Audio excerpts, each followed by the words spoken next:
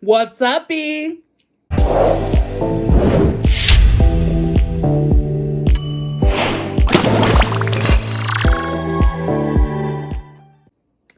Okay, so today I'm going to talk about my mental illness diagnosis, bipolar 1 with psychotic features.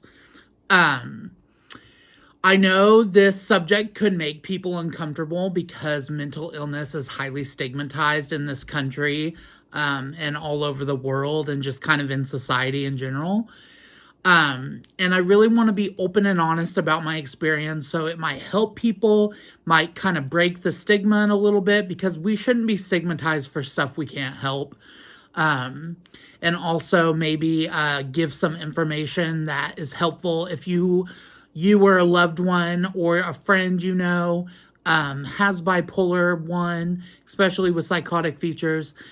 So this could help kind of understand it better and be able to help you better support yourself and others. So I'll start out with kind of my story and then I'll get into my med list and stuff like that. So I was diagnosed with bipolar 1 with psychotic features when I had a severe manic episode in 2015 when I was 23 years old. I've shown symptoms of bipolar 1 all my life, but we didn't catch it until I was 23, which I will say they don't usually diagnose people with bipolar 1 until they're an adult. So even though I was 8, 10, 12 years old with symptoms of bipolar 1, we didn't catch it. I didn't get medicated and I didn't get treated for bipolar 1 until I was 23. And it was like, without a doubt, you have bipolar 1 with psychotic features. I went to the state hospital here in Kansas. I was in psychosis, blacking out, and getting violent, which I do get violent when I'm in psychosis and very manic, like on the edge of blacking out manic, which is not a pretty thing.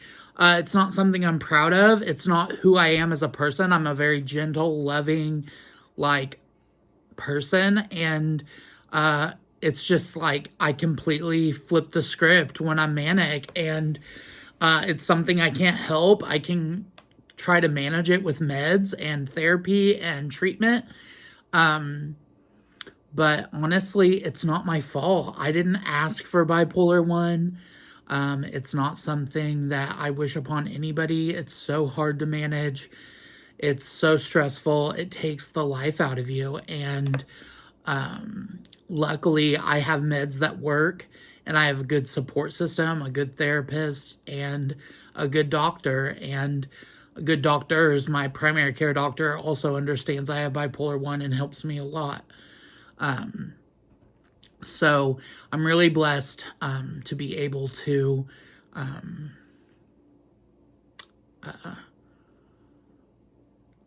scatterbrained.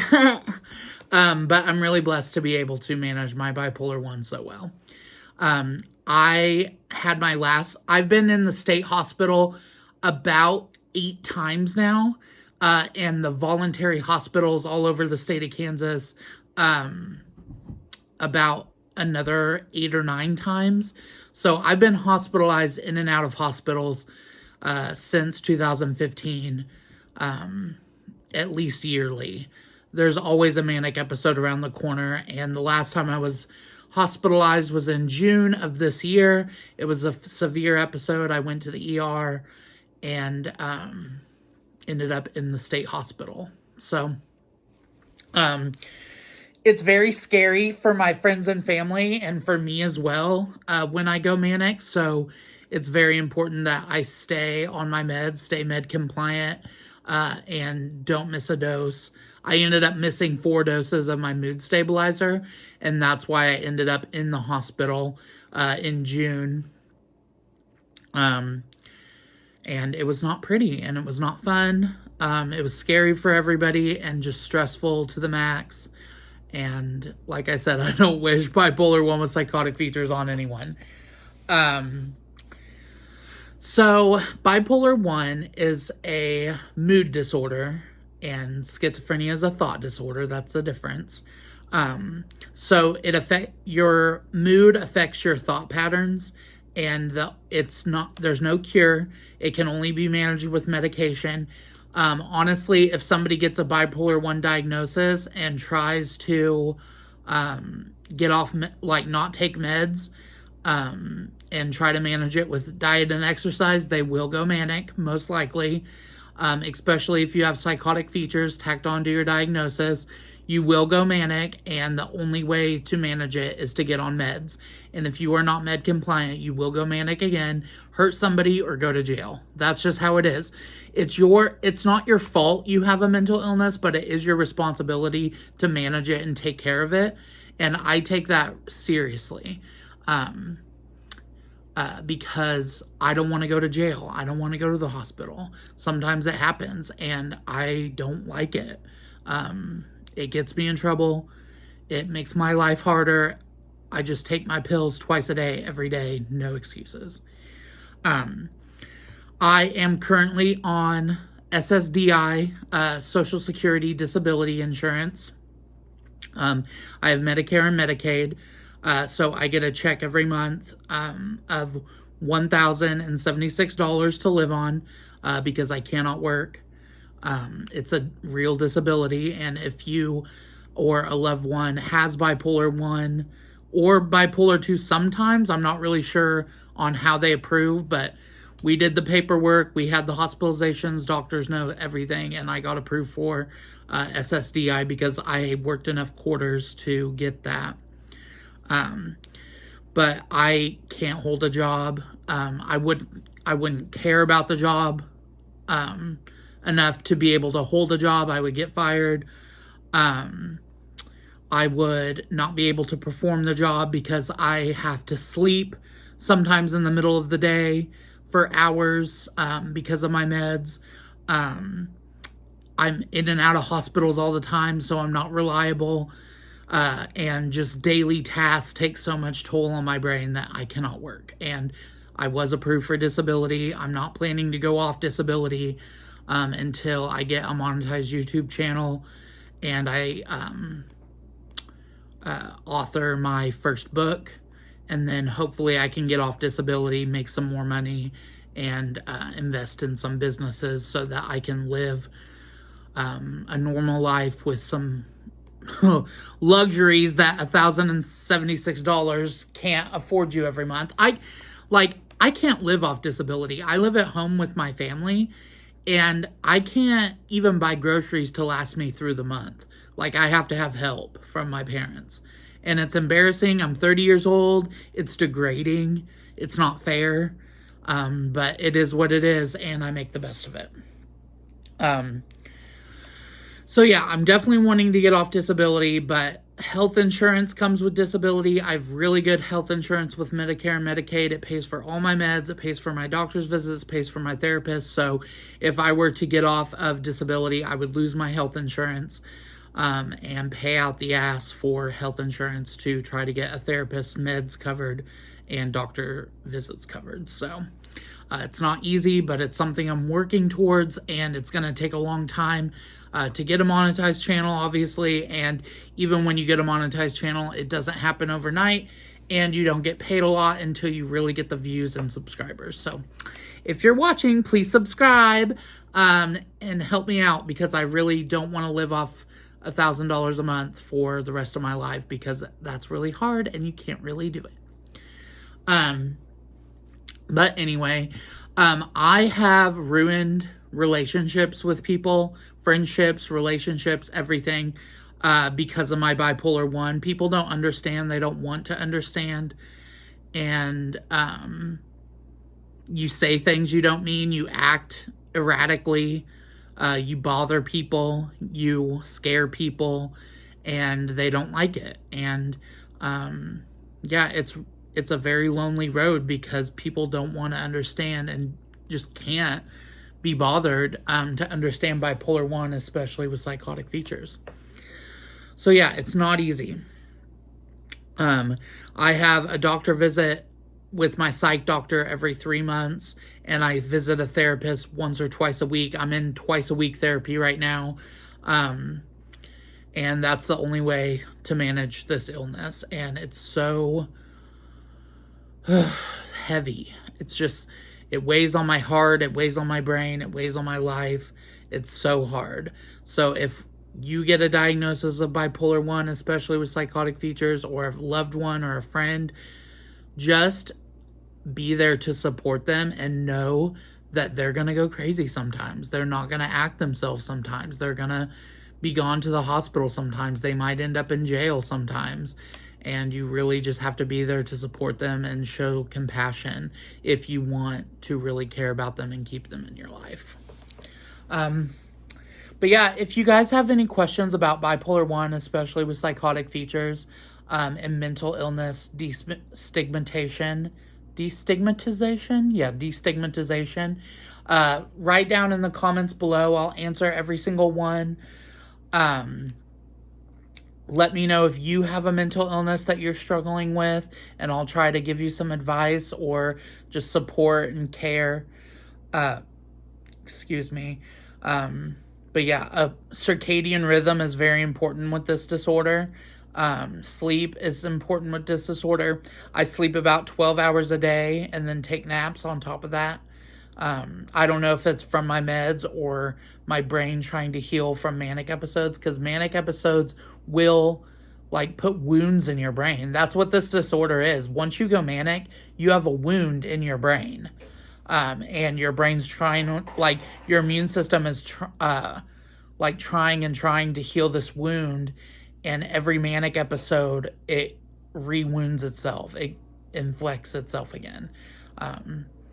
So it's definitely difficult to manage and not go manic, and even sometimes being on meds for years, your brain suddenly gets used to them, and the same meds you've been taking no longer work, and you have to get new meds. It's terrible. The meds are so hard on your body. They have so many side effects. It's just awful, and it's not your fault. Like, what? And it's your responsibility, and you have to do it, because if not, you're going to face the consequences, and they suck. So it's definitely important to take your meds. But anyway, I'm going to go through my med list with you. Some of these meds... Oh, here's my pill bag. I keep all my pills in their bottles and take my medications twice a day, in the morning and then 8 hours later at night. Every single day. Do not miss a dose, or else you will go to the hospital and you will go manic and ruin your life. Some of these are medical pills that are because of the side effects of the meds, that I have to have a medical pill.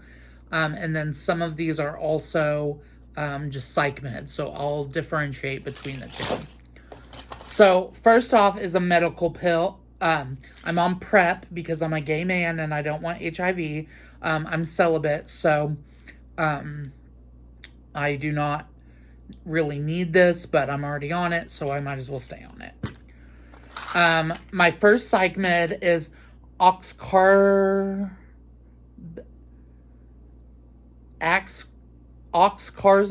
Triliptol is the brand name. I take 900 milligrams in the morning and 900 at night. I'll show you what the pill looks like. There's what the pill looks like. I take 1.5. I have a pill splitter and I take 1.5. Then my next psych med, I take Buspirone or Buspar. Oh, I shouldn't show you that. That's personal information. The pill looks like this. I take 15 milligrams twice a day. It's a little bar. This is for anxiety, and I'll tell you what, I recommend Buspar for anybody that has anxiety, because it took away 90% of my anxiety. Oops, dropped a pill. Don't want that. I have dogs and pets, so they will eat that. Fluphenazine, 5 milligrams in the morning, 10 at night. This is my favorite pill because it's hot pink. So that's what it looks like. So 5 in the morning, 10 at night. I also take vitamin D just for health. I have to take blood pressure medication. I was not on blood pressure medication.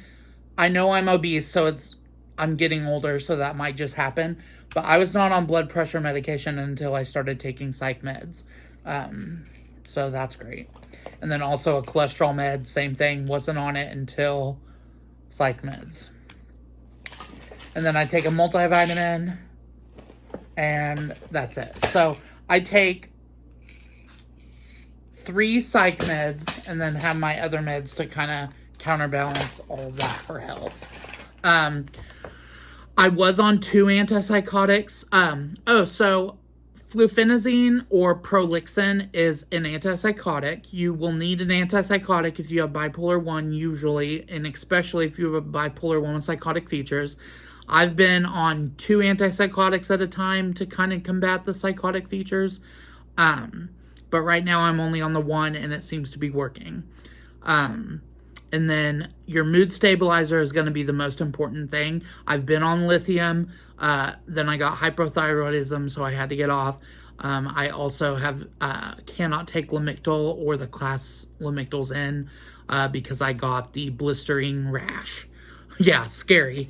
So it's important to take a mood stabilizer if you have bipolar 1 or another mood disorder.